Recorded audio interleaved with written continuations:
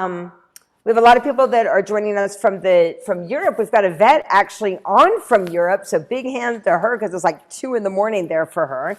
And we have a lot of people in Poland and Italy, and a lot of people that just can't jump on right away. But thanks for those of you that are on. I think that Cynthia is over there in the British Virgin Islands, so she's somewhere. She jumped on, jump off, and anyway, we do this call every Monday. Next Monday, we have decided, a bunch of us that are NMDs have decided that together, once a month, we're going to do an event, a Monday night event together. And the reason is, sometimes we just keep hearing from the same people, our own organizations, that we don't hear like what other people are going through in their organizations. So a lot of people are like, oh man, why are people jumping on my calls? Like the number of people I want on my calls. And so we decided we're going to do this one big call together. So my name is Lauren LaHave. Those of you that do not know me, I've been with the Juice Plus company. Now this is my 14th year. In October, it'll be 14 years. I can't even believe it.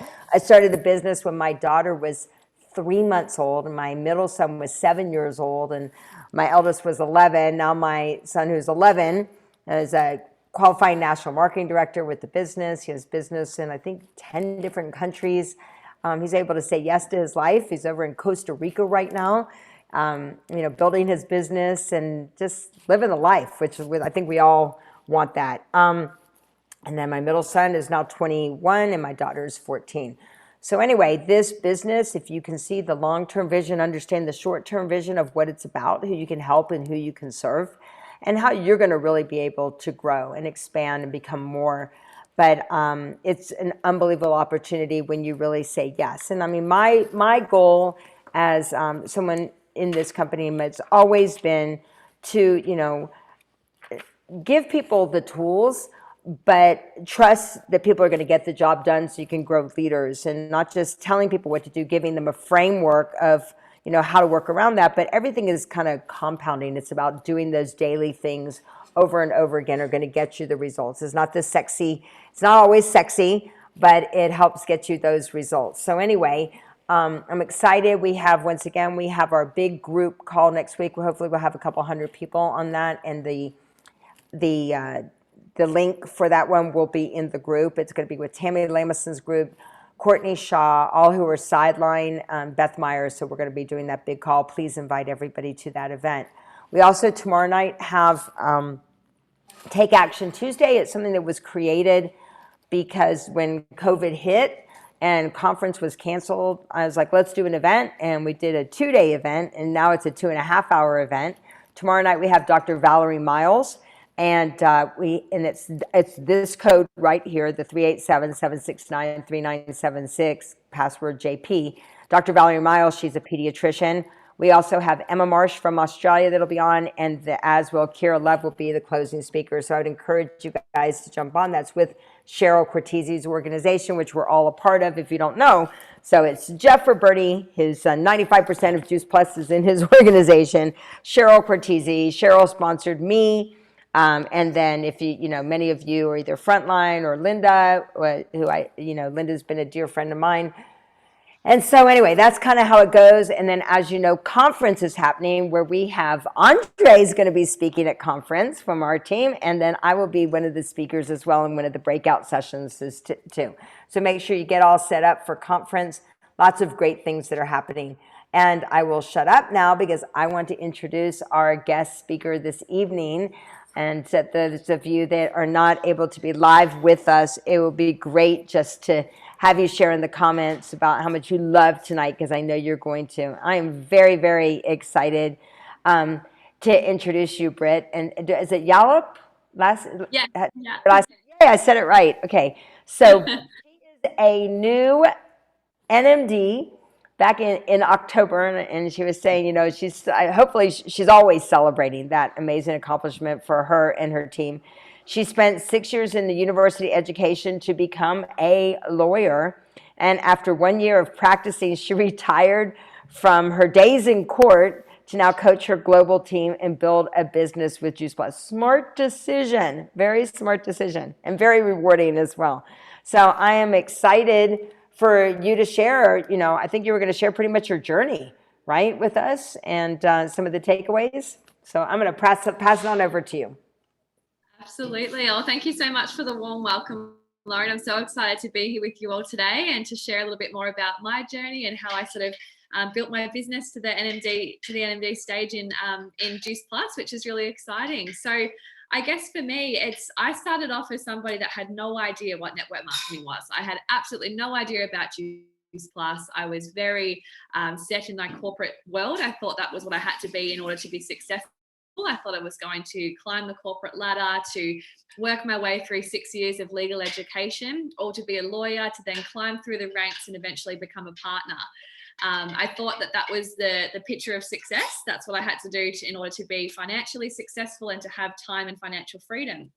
After 6 years of doing something I had planned my entire life to do, I started working as a lawyer, all to realize I completely hated it. It was everything I didn't want it to be, which is devastating. I'm sure a lot of you on the line can resonate and understand after spending that much time working towards something and it all falling to pieces. But it turns out to be, honestly, the best decision I ever made to walk away from. I was doing everything I didn't want to do. I was having to trade my time for money. I wanted to be a lawyer to make a difference in people's lives, yet all I felt like I was doing was charging far too much money for my time that I didn't feel like I was making a difference in. I wasn't passionate. I wasn't feeling like I was aligning with my values, and I was working huge weeks. I thought that the financial check that came with being a lawyer meant that you would therefore have all this extra funds to be able to work towards your goals and have all this time freedom. But I was lucky if I was getting home before sort of 7 p.m. at night. I was lucky if I even had 2 days off a week to spend that paycheck. And to be completely honest with you, when I was looking at what was possible in the network marketing profession, even just from a financial perspective, it just didn't add up. I knew that what was possible in the network marketing business so far outweighed my legal journey. So I started diving into this. I started thinking maybe it would pay an extra phone bill here and there and support me while I was just kicking off my legal practice. But I soon quite realized that it's not just about the paycheck, it was about the friendships along the way. I started to create this incredible movement and team that I now call family and my sisters. You know, I can't imagine doing life or business without them. And I was so surprised that when you are actually working in line with your passion and what you're actually excited to do, it never becomes work. It just becomes something that you are so in line with. And that's what this business became for me. So I started to build a part-time income. I started to be able to drop back to part-time work. And slowly over the years, I started to build it up in my 3 years of business to become a full-time income. And so what I like to sort of reflect on in this journey is that it hasn't always been sunshine. It hasn't always been the easiest journey. I think it's so easy to put people that have, reached those higher levels in the compensation plan up on a pedestal. And I just want to take myself right off it, because I think that this takes so much work, but every single person on this line can do it. Every single person can. It all comes down to your mindset and what you're committed to do. And I think having a why that is so important to you. And so for me, I was at the stage in my business where I remember I was going for SSC. I was at a stage where I was stepping into the next level of business. I wanted to take it full time. And then the day after I hit SSC, I had my entire life just absolutely flipped upside down. So my fiance of 7 years at the time passed away in a car accident the next day. And my entire life completely changed. Understandably, my absolute world came crashing down. I didn't know how to pick myself back up again. I didn't even know how to put one step in front of another after going through something like that. And I had this community that just came together for me. I had meals being dropped off at my doorstep. I had people calling me in the business that I'd never spoken to before. I had people offering a shoulder to cry on, to jump on a call just to be there for me. And I'd never experienced that in another industry. I know coming from the corporate background, I would have had 2 days bereavement leave and I would have been expected to go back to work. That's what my corporate job would have looked like. And I remember feeling so thankful, because while I can't even begin to describe the grief that I was going through, that I wasn't able to focus on work. I wasn't able to focus on conversations. I couldn't even eat. And so I had this business, I had a built up, qualified, full of excess business that carried me through the months that I couldn't even do the work, and I continued to get paid. And that was so important to me because I couldn't work, I couldn't focus on anything. So to still have that paycheck to come in, to be one less thing to worry about, meant everything to me. And that community that just carried me through that time, I'll be forever grateful for that, because I just wouldn't have had that elsewhere. And so, you know, today, like that, it took me about 12 months to be able to really get my business moving again after that, because I took the time to really dive into my grief. I was moving into state. I was just, my whole life was thrown upside down.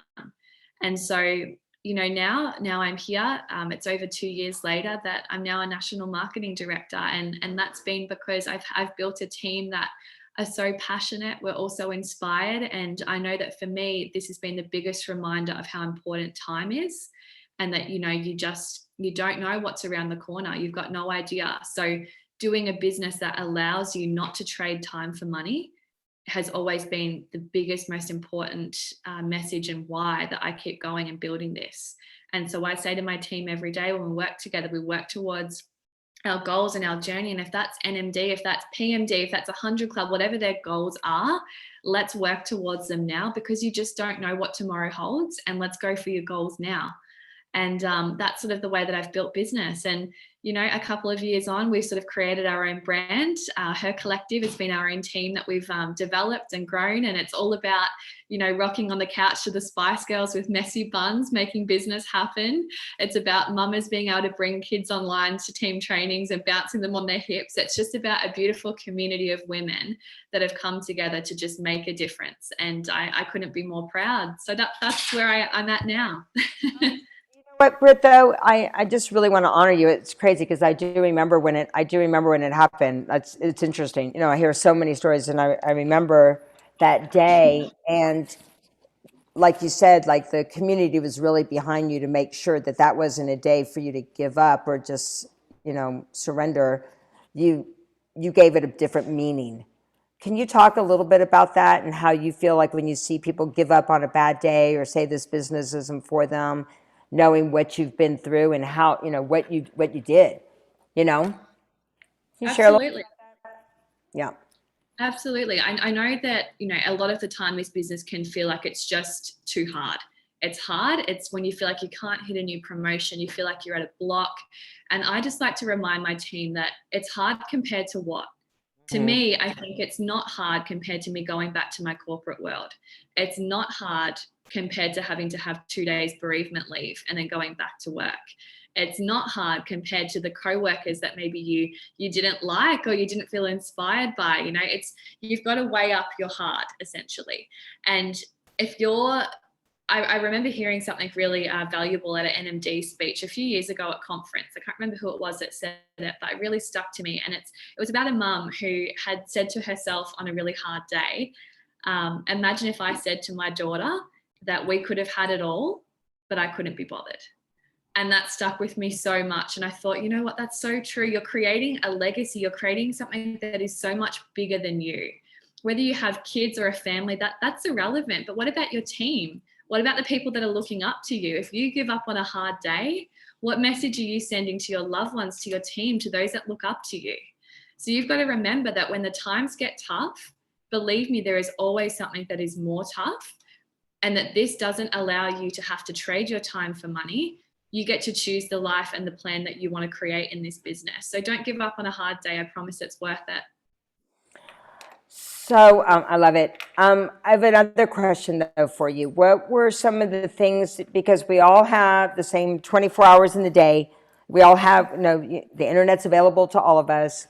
Creating a movement is available to all of us. What got you to go, to really get dirty, and what did you do? Did you go wide with your front line? Did you tell us a little bit about the strategy that you did? Yeah, absolutely. So coming into NMD, I didn't have a business where I had sort of one front runner. Like I had a lot of team that were doing really great things, but I didn't have one top person that was maybe going for QNMD or that position. So I knew that if I was going to have to go for this position, I needed to show my team what was possible first. I couldn't expect it of them I was going through stages where I was jumping on calls saying, let's get you to this level, let's get you to that. But if I wasn't going first, I knew I couldn't expect that of them. So I rolled up my sleeves, and I remember thinking to myself, right, I'm sick of playing small. I want to hit NMD. I want to get this done. I was looking up to some of the incredible people over in the UK, like Olivia Measures, Lauren Roberts. I was seeing the success that they were creating, and I knew that I had to go first with it. So what I started to do was say to myself, I'm going to recruit far more customers and far more team. And the first month that I did that, I brought on 60 new personal customers in a month. The next month I did 54, and the following month I did 39.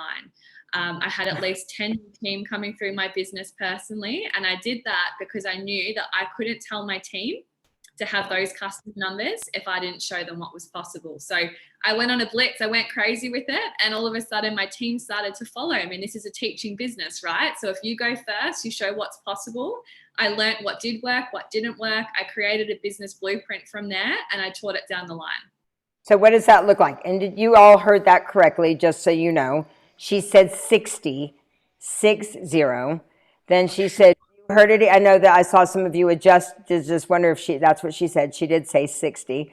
So what did that blueprint look like? I mean, and now you wonder why. And I love what you said. It's actually a beautiful thing that you had so many people that, we always say a little or a lot, we still love you anyway. But that is how you build sustainable business, when you help people get to that sales coordinator level. Everybody's kind of like, almost like that they team up too, right? Like they're cheering each other on. Did you notice that in your business? I know that was the same way with me. I didn't really I had a couple people that they said, well, let's all get to SC. Like their commitment was to help each other. Even though they were sidelines, they really helped each other get to SC. So what was that that you talked about? You said you created a blueprint for that, because I heard you on a call. Absolutely. So again, like I wanted to go first to see what didn't work. So I wasn't teaching my team like the lessons maybe that I didn't want them to duplicate in their team. I made I did like a bit of a boot camp side of kind of thing. Like I did some challenges, some incentives with the team.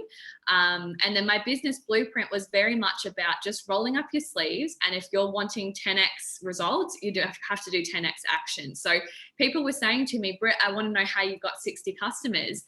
And I would say, great, I'm happy to show you, but are you willing to have about 600 conversations? And I would ask that question, because if they're not willing to have those conversations, they can't expect to have the results. And so I would be setting challenges of saying to people, all right, we're going to reach out to 30 new people today. Are you ready to do that? And if I got a yes, then okay, I'd roll up my sleeves and say, all right, let's do it together. But if they weren't willing to do the work, don't get me wrong, every single person in my team has a place, and I love them no matter what they do, whether it's a little or a lot. But I will work with them one-on-one if they're really wanting to go all in. That's awesome. That's awesome, though, asking, are you willing to have 600 conversations? Yeah, because the people said to me, oh, you must have a secret sauce that you're doing. I was like, no, not really. I'm just having lots of conversations. And that's what I did. I was using social media. I was using hashtags on Instagram. I was following people that were, the same sort of people as myself that were interested in influencers. Like certain people, I was just finding new connections every single day.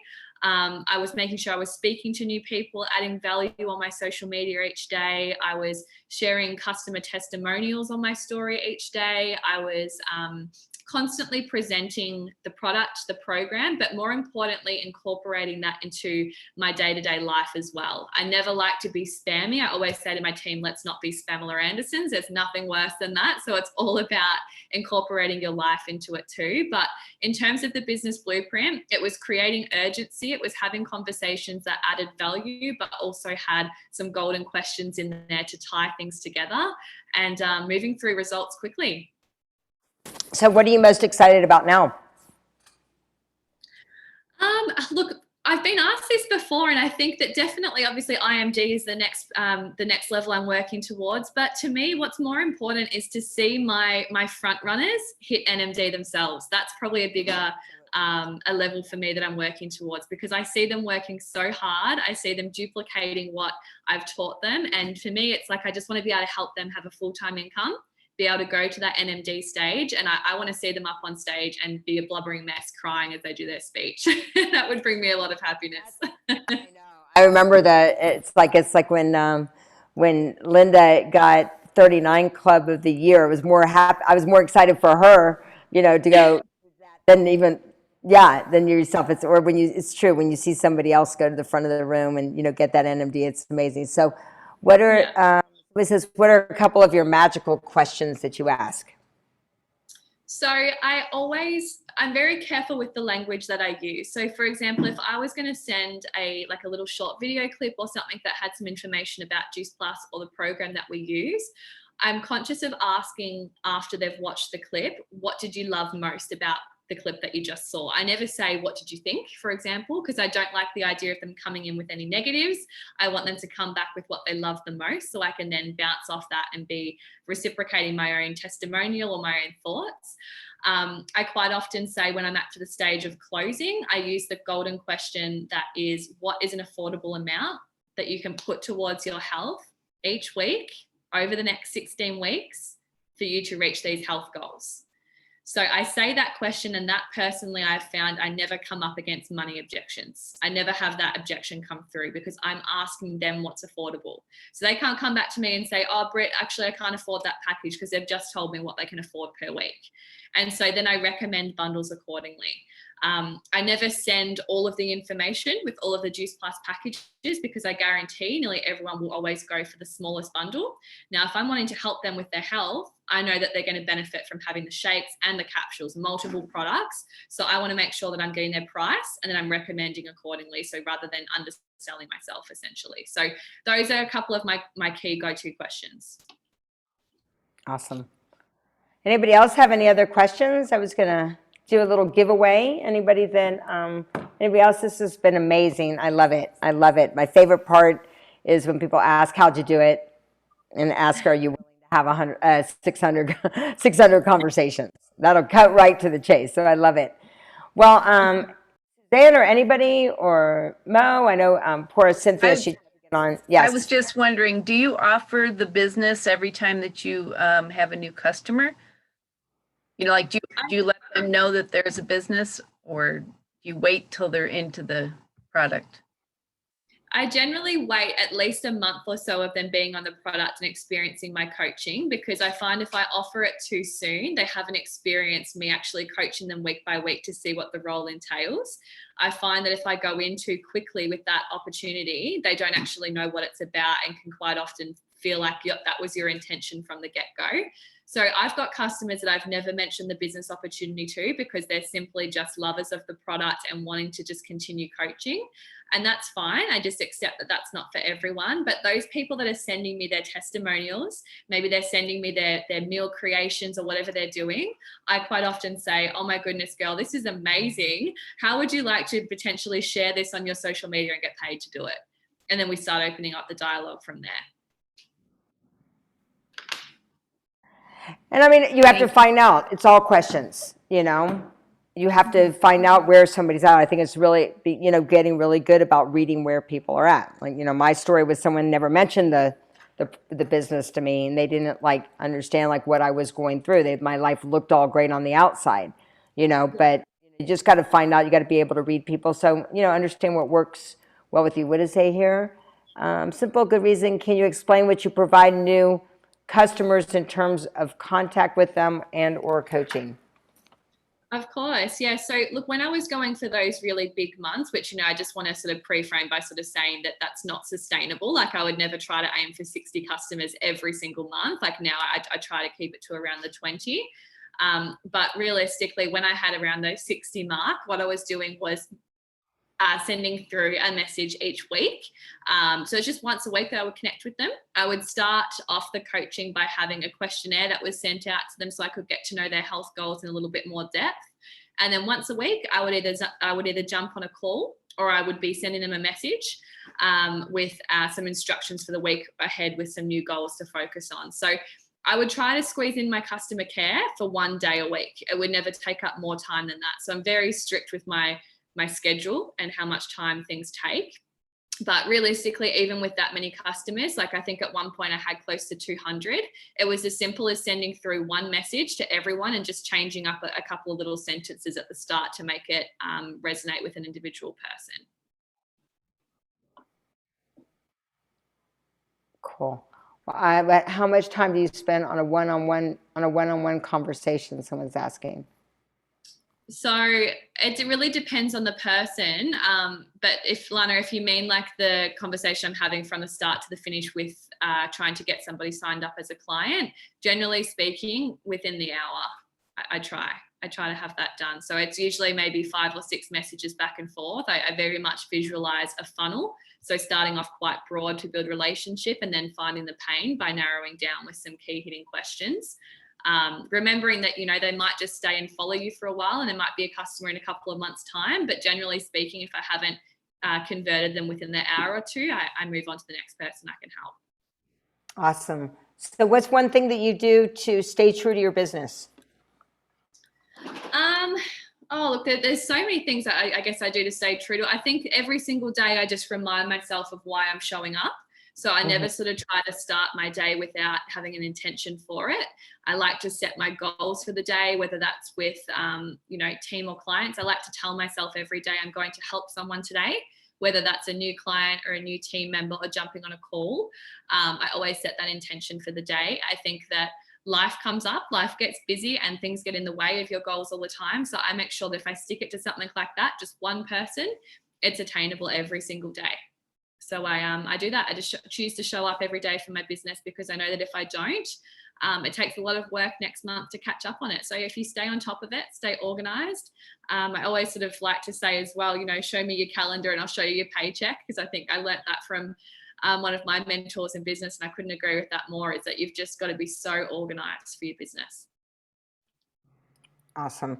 Well, this has been amazing. I would love for you to just pick and just tell me when to stop. Don't look over on the right. Just tell me when to stop. No, look straight ahead at me so you can't see on the Okay, tell me when to stop.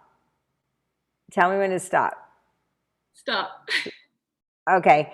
Oh, yay, Moes Dad. Moes Dad, you have won a $25 Amazon card. So I love to give prizes away. So send me your dad's info and I'll send him a $25 gift card. So thank you, Lauren. Thank you so much. There you are. You want to share your story on the line? It'd be great for you to share your story. Let everybody see your handsome face. And why don't you share with Brit, so she has this amazing story. And Lori up there Lori's in Canada, right? So why don't you share your story? Because I think everybody would love to hear it. Let's see your face. Let's see your handsome face. Well, I don't know if I can do that. Tell everybody how handsome how young you are, and let's see your handsome face. Why can't we see him, Mo? Where is he? Hang on, she's going to go over there and get her dad up because you're wanting to hear the story. The beauty of this, there you are. I'm going to tag you and bring you up alongside her so you can see. And because the beautiful thing is the resources we have. Okay. All right, Dad. How young are you? And share your Juice Plus. Just 86. You're 86, yes. Yeah. And what are some of the things that? Yeah. Well, the things I do, I windsurf and I snow ski and rollerblade and I kiteboard, things like that. Try to stay young. And what has Juice Plus done for you? Well, it's changed my life. I'll tell you that. I don't get sick or nothing anymore, nothing. And I started about 8 years ago when my daughter came back here from California after my wife passed away. And she gave me Juice Plus to start with. And at the time I was eating iceberg lettuce with sugar on it. That was my love to go-to salad. And since then, we've got a tower garden. All I eat is off the greens off of that with no sugar. And of course, all the Juice Plus products. That's my lunch is a Juice Plus shake and a banana and an orange. And I just enjoy life and having a good time. And he's a sales coordinator with our business. And so you just never know who's going to say yes. That's why hearing all of these stories is such an important thing. I think sometimes we think it's just for some people, or that some people wouldn't be interested in it. And B, all I would say is just, you never know. You never know who's going to say yes to this amazing, Brit. Everybody thought she was just going to go on to practice law. People thought that, I was just going to do what I was doing and everything was all good. So that maybe there's something that you don't know. So thank you so much. Thanks for joining us. And we will see you guys hopefully tomorrow. It'll be an hour and a half before to this time tomorrow. And Emma and Dr. Valerie Miles and Kira tomorrow night. So looking forward to you. Thank you again, Brit. It was awesome. Bye. Thank you. Bye. Thanks for sharing, Britt.